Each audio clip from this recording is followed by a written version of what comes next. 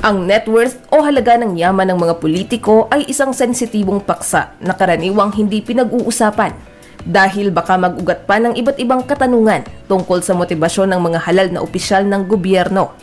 Gayunpaman, hindi ba nakamamangharing malaman na may ilang politiko sa Pilipinas ang nakakapag-ipon ng malaking yaman sa tapat at legal na paraan tulad ng negosyo at pamumuhunan? Sa videong ito ay sabay-sabay nating alamin kung sino-sino ang 6 sa pinakamayamang politiko sa Pilipinas. Kaya mga ka-wow-mazing, simulan na natin.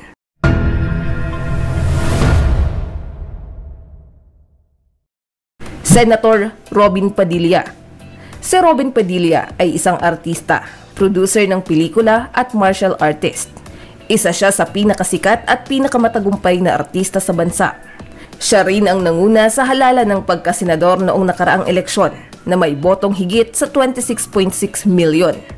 Pinagbidahan niya ang ilan sa mga pelikulang aksyon, romance, comedy at iba pang genre na kinagiliwan ng mga Pilipino saan man sa mundo. Kilala rin si Padilla sa kanyang pakikisangkot sa mga usaping lipunan at politika. Ang kanyang yaman ay mula sa karir niyang pag-arte, produksyon ng mga pelikula at pag-endorso ng iba't ibang mga produkto. May-ari din siya ng ilang mga negosyo at ang kanyang net worth ay tinatayang 1.2 billion pesos. Senator Raffy Tulfo. Si Raffy Tulfo ay isang broadcast journalist, radio and television personality, social media influencer at kasalukuyang senador. Ang pinagmumulan ng yaman ni Tulfo ay pangunahin mula sa kanyang pagiging broadcast journalist at media personality. Ang kanyang net worth ay tinatayang 1.6 billion pesos. Siya ang nag-host ng programa sa radyo at telebisyon, kabilang ang Wanted sa radyo at Raffy Tulfo in Action. Ang mga programang ito ay naglalayong matulungan ang mga ordinaryong mamamayan upang malutas ang kanilang mga personal at legal na problema. Senator Mark Villar. Si Senator Mark Villar ay isang negosyante at politiko na dati ring kalihim ng DPWH at ngayon ay senador. Siya ay anak ni Manny Villar na dating Philippine Speaker of the House of Representatives at negosyante at kasalukuyang senador na si Cynthia Villar. Bago siya naging kalihim ng DPWH noong 2016, nagsilbi si Mark Villar bilang miyembro ng Philippine House of Representatives sa Lone District ng Las Piñas City mula 2010 hanggang 2016. Ang kanyang net worth ay tinatayang 1.4 billion pesos na nagmula sa negosyong real estate at property development ng kanyang pamilya. Senator Cynthia Villar. Si Cynthia Villar ay isang senador ng Pilipinas mula pa noong 2013. Bago maging senador, siya ay naging kongresista ng Las Piñas City at managing director ng Villar Foundation, isang non-profit organization na nakatuon sa pagtulong sa may hirap, edukasyon at pangangalaga sa kalikasan. Ang pinagmula ng yaman ni Villar ay nanggaling sa family business na real estate. Base sa report, tinatayang nasa 3.8 billion pesos ang net worth ni Cynthia Villar.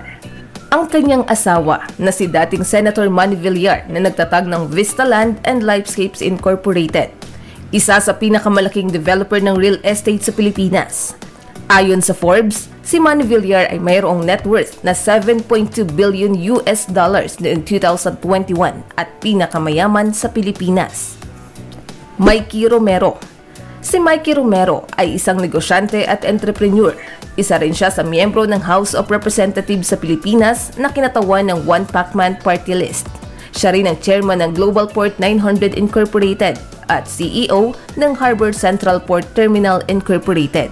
Isa sa mga pangunahing pantalan sa Pilipinas na matatagpuan sa Maynila. May interes din siya sa industriya katulad ng mining, hotel at transportation na may stake sa AirAsia Philippines at Zest Airways. Ang yaman ni Romero ay tinatayang may 6.9 billion pesos na nagpapakita ng kanyang pagiging isa sa pinakamayaman sa bansa. President Bongbong Marcos. Si Bongbong Marcos ay anak ng yumaong dating presidente na si Ferdinand E. Marcos Sr. Siya'y naglingkod sa iba't ibang posisyon sa politika, kabilang ang mahabang kapulungan ng Kongreso, gobernador ng Ilocos Norte at senador. Sa ngayon, siya ang ika-17 at kasalukuyang presidente ng Pilipinas. Ayon sa Forbes, ang yaman ng kanyang pamilya ay tinatayang nasa 13 billion US dollars. Ganun pa man, matapos mabuwag ang rehimeng Marcos ay marami ang bahagi ng kanilang yaman ang binahagi o kinumpiska. Sa ngayon, walang malinaw na ulat sa yaman ni Bongbong Marcos. Pero sa mga articles, ito ay tinatayang nasa 437 billion pesos.